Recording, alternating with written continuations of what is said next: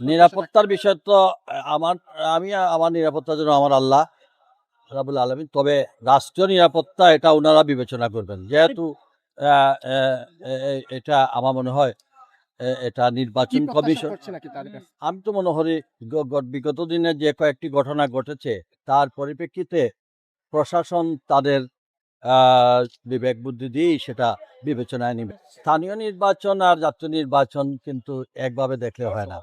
এখানে ইমপ্যাক্ট যেটা স্থানীয় নির্বাচনে ইউনিয়ন কাউন্সিল বলেন আর সিটি বলেন, কাউন্সিলররা, মেয়ররা প্রতিদ্বন্দ্বী করে মানুষ নিয়ে আসে।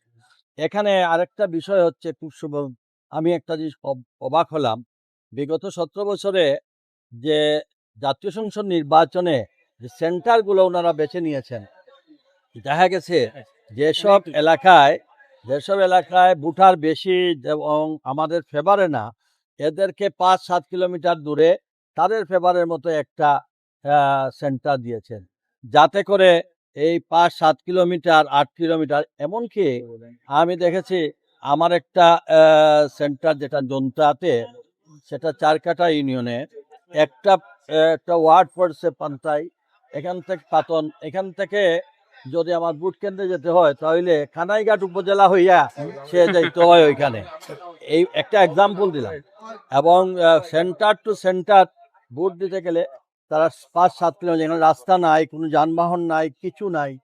সেখানে আমার ভোটাররা কিভাবে যায়? এর জন্য সেক্ষেত্রে এ প্রশাসন একটা নতুন সেন্টারের একটা না, ব্যবস্থা করছে, এটা কি করা হয়েছে কিনা? আমি প্রধান নির্বাচন কমিশনার, যে নির্বাচন কমিশনের সচিব, রিটার্নিং অফিসার, সিলেটের যারা নির্বাচন অফিসারকে আমি জানিয়েছি যে আপনারা অন্ততপক্ষে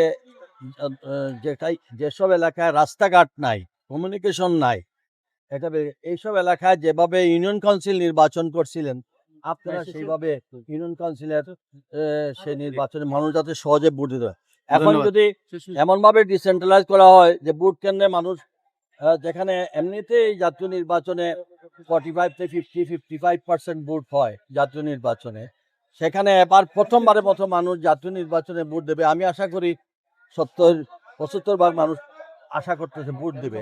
কিন্তু সেই ক্ষেত্রে যদি তাদের ভোটের পরিবেশ এবং সেন্ট্রাল দেওয়ার পরিবেশ সৃষ্টি না করা হয় তাহলে তো আমার একটা বিশ্বাস ওইখানে কিন্তু জনতা গোয়েন্দা কোম্পানিগঞ্জের মানুষ ধর্মপরায়ণ এবং সেখানে এখনো গ্রাম্য যে একটা পঞ্চায়েত আছে সেটা সরকারের এই নিয়ন্ত্রণ থেকে অনেক কঠিন এবং সামাজিক ব্যবস্থা আমাদের এখানে অনেক ভালো। তো সেই ক্ষেত্রে আমার মনে হয় না যে ওইখানে কিছু করে পার পাওয়া যাবে।